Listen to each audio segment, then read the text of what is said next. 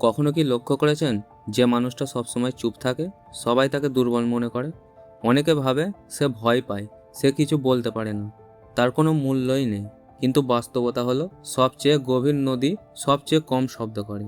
যে মানুষ নিজের রাগকে নিয়ন্ত্রণ করতে পারে সে দুর্বল নয়, বরং সে নিজের উপর বিজয়ী।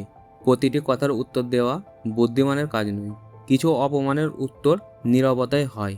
কারণ সময় এমন একটি বিচারক যে কোনো তর্ক ছাড়াই সত্যকে সামনে এনে দেয়।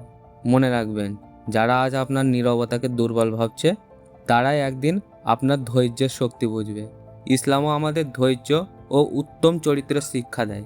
রাগের সময় নিজেকে নিয়ন্ত্রণ করা একজন শক্তিশালী মানুষের বৈশিষ্ট্য।